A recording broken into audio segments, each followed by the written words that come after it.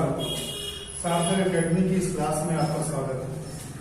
आज मैं आपसे सीधे बातचीत करने की मुद्रा में हूं और चाहता भी यही हूं कि आप समझ सकें कि जीएस कहते किसको। देखिए, कुछ चीजें ऐसी हैं तैयारी करते समय जो हमें ध्यान में रखनी होती है कि जीएस और जीके दो अलग अलग चीजें हैं। सामान्य अध्ययन और सामान्य ज्ञान अलग अलग चीजें हैं। अध्ययन सतत प्रक्रिया है, ज्ञान किसी एक चीज की जानने की प्रक्रिया है, तो दोनों में अंतर है। जैसे आप जीके पढ़ते हैं तो आप सबसे लंबा पुल, सबसे ऊंचा पुल, लेकिन जब आप इसी चीज को अध्ययन में लेकर आते हैं, सामान्य अध्ययन में, तो आप पढ़ते हैं किसने बनाया, क्या इसका महत्व होगा, इससे क्या बेनिफिट्स हैं, इसके क्या अपने चैलेंजेस हैं या चुनौतियां हैं। ये एक इम्पोर्टेंट मैटर बनता है सामान्य अध्ययन। आज का दौर जीके और जीएस को मिलाकर पूछने का चल रहा है। हर एग्जाम में आप देख रहे हैं कि एक छोटे से चीज को पूछ लेते हैं कि विश्व स्वतंत्रता या विश्व प्रेस स्वतंत्रता इंडेक्स क्या है, उसमें भारत की रैंक क्या है, लेकिन उसके साथ 3-4 पॉइंट और दे देते हैं। तो आज बदलती हुई परीक्षाओं में जीएस का जो पोर्शन है वो जीके जीएस दोनों मिलकर सामने आने लगा। ऐसे में अपने आप को जीके और जीएस के बंधन से निकालकर एक कंबाइंड स्टडी की तरफ उनको बढ़ने की जरूरत है। अब जानना यह जरूरी है कि जीएस बनता किससे है। पहली चीज तो ये दिमाग में रख लीजिए कि कोई भी चीज कठिन नहीं, धीरे धीरे प्रयास करने से आप हर चीज को पाएंगे। और शिक्षा जगत में मैं बार बार कहता हूं कि आप अगर पढ़ रहे हैं तो आज पढ़ें और कल को आप सिलेक्ट हो गए, ऐसा कोई कैप्सूल नहीं। आपको धीरे धीरे अपनी कमियों को सुधारते हुए आगे बढ़ना है। मेरा प्रयास होगा कि आपको लगातार जीएस के हर एक टॉपिक पर आपको वीडियो अवेलेबल हो सके, आपकी स्टडी चल सके। इस कोरोना महामारी के दौरान आप घर में होंगे, स्टे होम चल रहा होगा। ऐसी स्थिति में हमें यह समझना है कि जीएस में क्या क्या आता है। मैंने पहले भी कहा है कि शिक्षा जगत में क्रांति नहीं होती, आप धीरे धीरे अपने आप को सुधारते हैं। 1-1.5 साल में आप देखते हैं कि आप एक फाइटर के तौर पर निकलकर सामने आते हैं, चुनौतियों को स्वीकार करना सीख लेते हैं और फिर अपने आप एक जबरदस्त प्रतियोगी के रूप में स्वयं को पाते हैं। तो धीरे धीरे लेकिन निरंतर सुधार की प्रक्रिया जरूरी है। जीएस का पहला टॉपिक हम सब जानते हैं कि बचपन से ये हम लोगों ने पढ़ रखा है कि इतिहास के बिना कोई कंपटीशन नहीं होता। खासतौर से सरकारी नौकरियों की जो एक दिवसीय और सिविल सर्विसेज के एग्जाम है, उसमें इतिहास का बहुत बड़ा रोल है। लेकिन यहाँ आप पढ़ते हैं भारतीय इतिहास।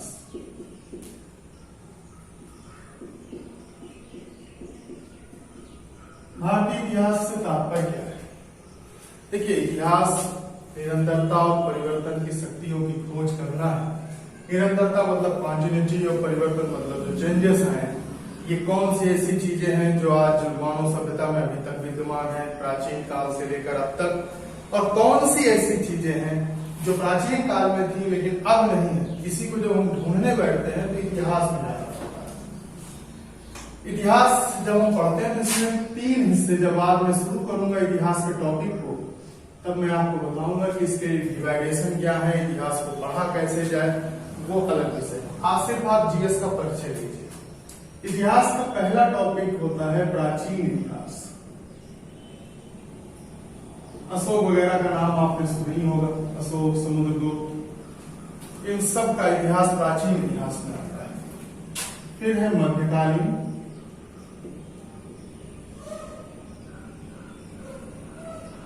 मध्यकालीन इतिहास और आधुनिक भारत का इतिहास।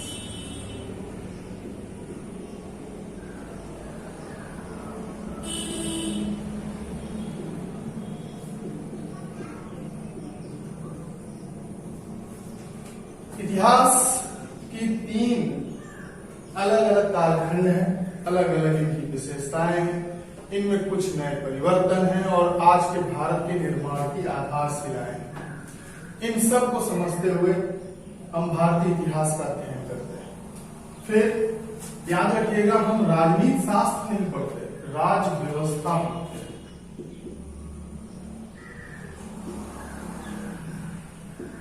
और जब बात व्यवस्था की होती है, सिस्टम की होती है, तो आपको पता है कुछ नियम बनाने पड़ते हैं और उनको चलाने वाली एक बॉडी होती है।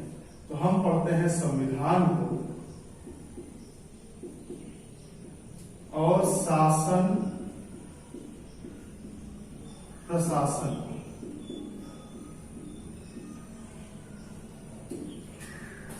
संविधान के साथ साथ शासन और प्रशासन को भी हम अध्ययन में लाते हैं, तब जाकर हम पूरी राज व्यवस्था का अध्ययन कर पाते हैं। इसके बाद याद रखिएगा, हम अर्थशास्त्र को नहीं पढ़ते, हम अर्थव्यवस्था को पढ़ते हैं।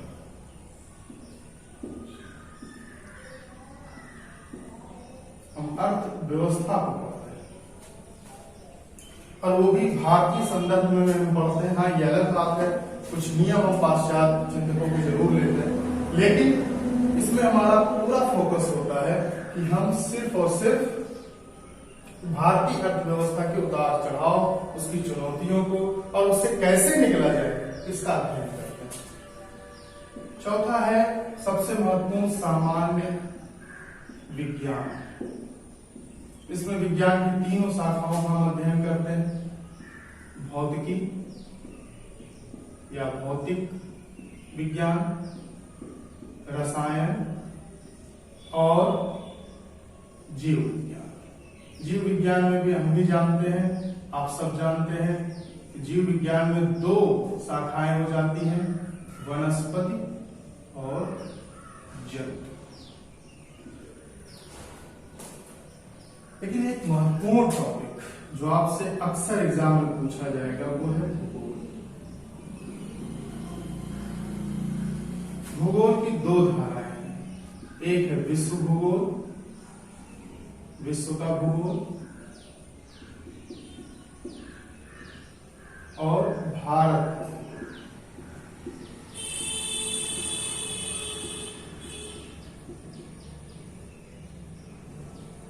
विश्व का भूगोल और भारत, ये 5 मुख्य रूप से जीएस के अंग हैं।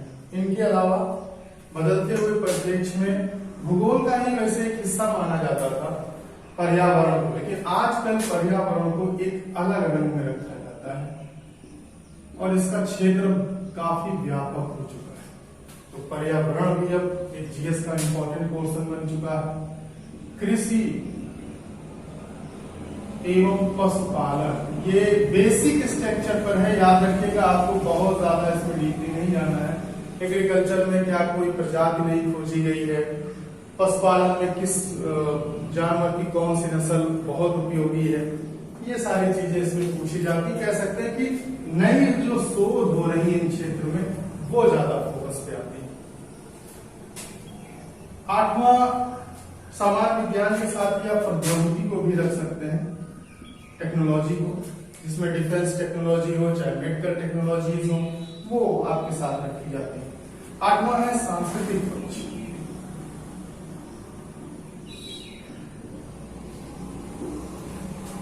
सांस्कृतिक पक्ष में भारत के कल्चर से रिलेटेड क्वेश्चन आते हैं। ओवरऑल कह सकते हैं कि ये जीएस का एक बृहद क्षेत्र है।